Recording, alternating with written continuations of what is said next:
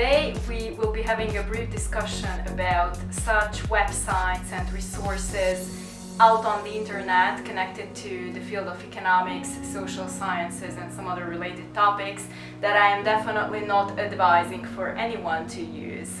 Why? In many cases, based on my personal experience as an assistant professor, what I always observed is that students are definitely trying to find resources which might be easily understandable for any project work, for any report that they have to prepare in frames of their university studies or even some business evaluation topic. No problem with that, yet when you are using those websites for a written report and you are heavily relying them as a reference, it might definitely question the credibility of those websites. So this is why I'm definitely not recommending those to anyone. I have collected a few of such resources for everybody, so hopefully you will find useful them. And before you ask me about the reason of why I am not recommending any of those websites, I would say that in certain cases these are open resources, right? So anybody can edit that. Even a person who is not having anything to do with that related science or topic. It also means that if we are thinking about some truly subjective topics like politics, certain very sensitive issues that are nowadays discussed, you may not find the objective information there on those websites. So this is why we must be extremely careful when preparing something in a written form and relying on such resources. What else can be used would be the next question. According to my experience, your first task would be is to find a very good, reliable book in that topic you would like to have a closer look at. If you are struggling with doing your own individual research about some literature, why not asking such questions of your professors, of your teachers, or anyone else who is definitely engaged at that field of interest you're about to explore, right? But if you are individually capable of dealing with such a mini research, find just one book that would contain the most basic definitions, the description of certain processes, which is always going to help you to go back to the beginnings, to go back to the root, the core of the problem you are about to discuss. And then when you have that solid skeleton already in front of you, you can go and hit the Google. And within the internet resources, I would definitely recommend some reports, some analytical resources that are issued by authors who are definitely economists, who are definitely engaged at the social sciences, or even international organizations, NGOs. These might be brief reports in just a couple of pages with graphs, charts and so on, or even entire books you might be finding out on the internet in the form of an ebook, for example, as well as raw databases you might be using depending on your preferences, right? Always go back to those. Check if they have some referenceable background, if they have a DOI number, if they have an ISBN or an ISSN number. That would be the best. So these are the most reliable pieces that already exist on the internet, so you are just touching them from another perspective, always putting in brackets the author and the year of publication, and at the end of your paper you just want to indicate the total availability of that resource.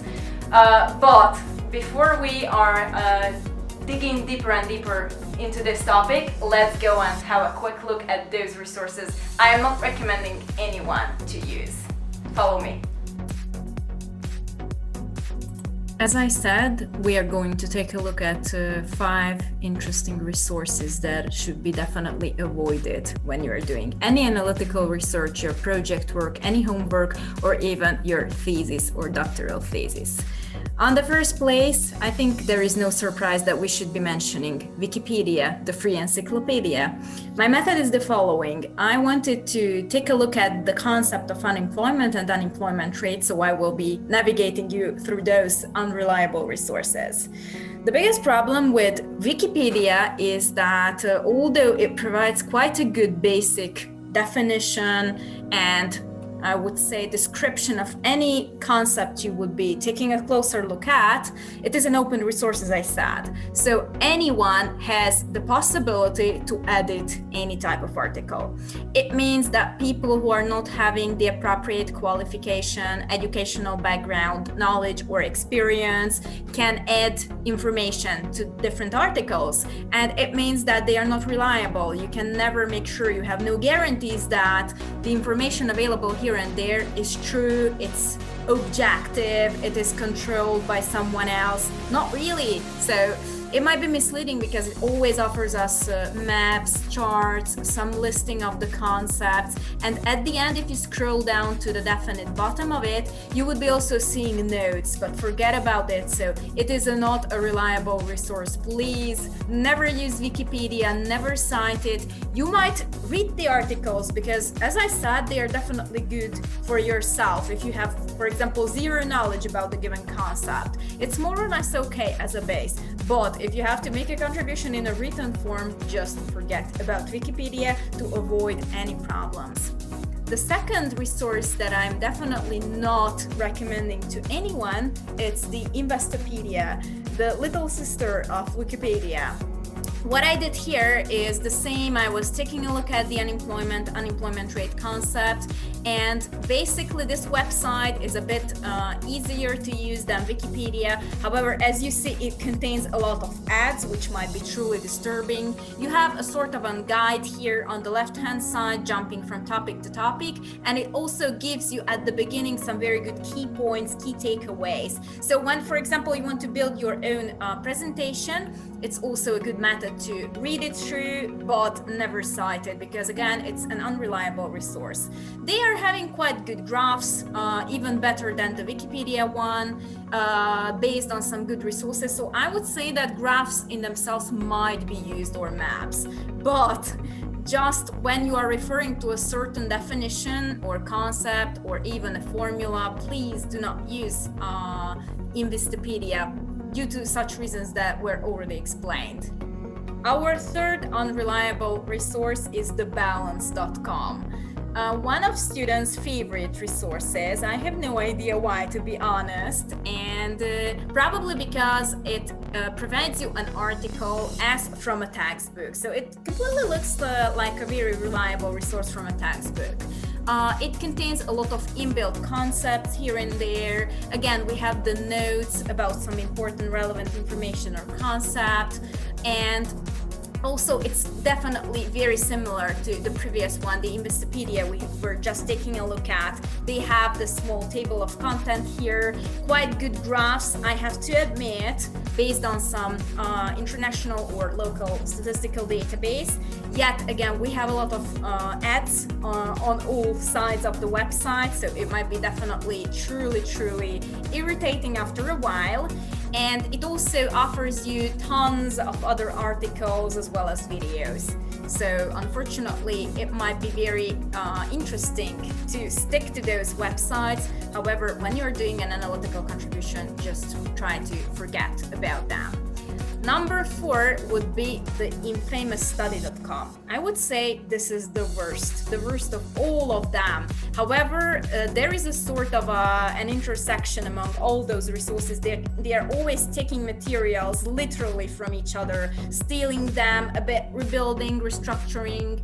You have here some very pure and basic concept part, as well as with some keywords again. You cannot scroll down, so it requires a sort of an account from users in order to be able to get the entire article. But if you are registering, you would be just noticing that there is nothing extra in comparison with Wikipedia or thebalance.com. So they are just collecting your data at some extent, and we just don't want to do that.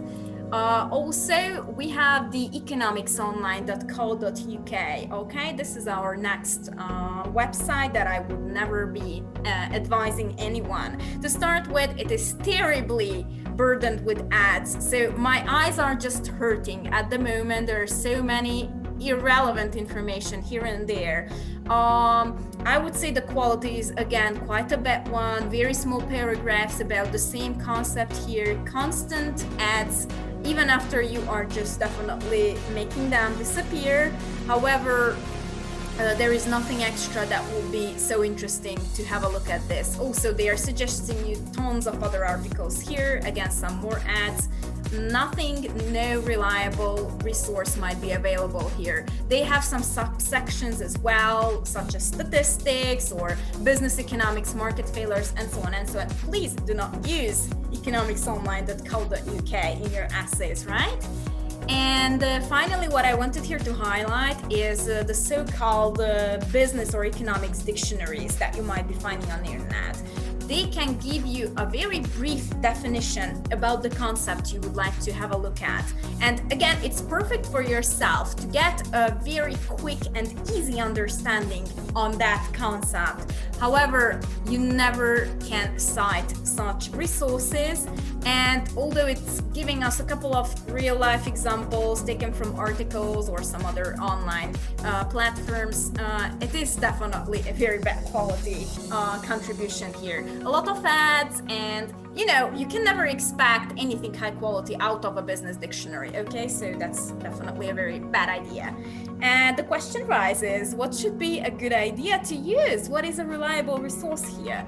Let me give you a couple of ideas. For example, remaining at the unemployment rate example, I would suggest international organizations, NGOs, statistical offices for you. One such is the OECD data. It's one of the best resources you might get, and not only because you can have a good understanding of that concept or process you would be preparing an essay about, but because it provides you data, it provides you raw data. You can download some very nice charts, graphs, but also OECD is having its own terminology. They are definitely giving an explanation about all existing phenomena, about definitions, and you can just purely give a reference to OECD. Nothing bad would be happening. It's an international organization. It also offers you some other interesting relevant topics here. They have tons of reports, publications prepared by